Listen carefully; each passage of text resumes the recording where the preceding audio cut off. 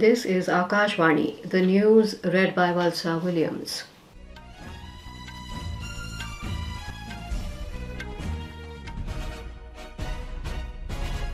The central government has decided to create 5 new districts, Zanskar, Dras, Sham, Nubra and Changthang, in the Union Territory of Ladakh.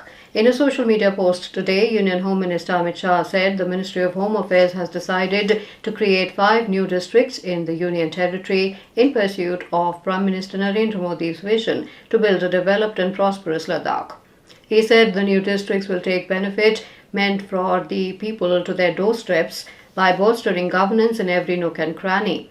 He said the government is committed to creating abundant opportunities for the people of Ladakh. Prime Minister Narendra Modi has lauded the decision to create 5 new districts in Ladakh. In a social media post, the Prime Minister said this is a step towards better governance and prosperity. Mr. Modi said Zanskar, Dras, Sham, Nubra and Changthang will now receive more focused attention, bringing services and opportunities even closer to the people. He congratulated the people of Ladakh. The BJP today showed a revised list of 15 candidates for the upcoming Jammu and Kashmir Assembly elections. Earlier, BJP released a list of 44 candidates for the upcoming Jammu and Kashmir Assembly elections. The list was later withdrawn. The Assembly elections in Jammu and Kashmir will be held in 3 phases beginning from the 18th of next month. The counting will take place on the 4th of October for the 90-member Assembly constituencies of Jammu and Kashmir. The second India-Singapore Ministerial Roundtable ISMR aimed at further strengthening trade and economic ties between the two countries will be held in Singapore today. 4 Union Ministers Nirmala Sitharaman, Piyush Goyal, S. Jaishankar and Ashwini Vaishnav will attend the meet.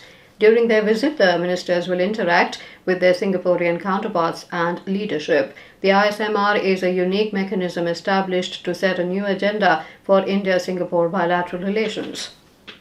Its inaugural meeting was held in New Delhi in September 2022. This second meeting will enable both sides to review various aspects of their strategic partnership and identify new avenues to further elevate and broaden it. Singapore has been a major source of foreign direct investment for India. Union Finance Minister Nirmala Sitharaman met former Financial Action Task Force FATF President T. Raja Kumar in Singapore today. She congratulated Mr. Kumar on the successful completion of his tenure as FATF President. In the meeting, the Finance Minister also appreciated the former FATF President for his fair conduct of the FATF proceedings, particularly during the discussions and adoption of India's Mutual Evaluation Report. They also exchanged views on the future of FATF and India's role within the organization.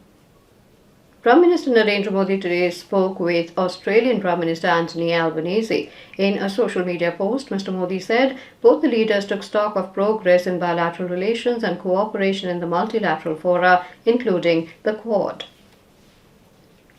Defence Minister Rajnath Singh visited the National Civil Rights Museum yesterday and interacted with the Indian community in Memphis, Tennessee, on the last day of his tour to the US. Interacting with the Indian diaspora from Memphis, Atlanta and Nashville, Mr. Singh lauded the achievements of the Indian community and their contribution to society, science and economy. He described them as a living bridge between India and the US, fostering close relations and goodwill.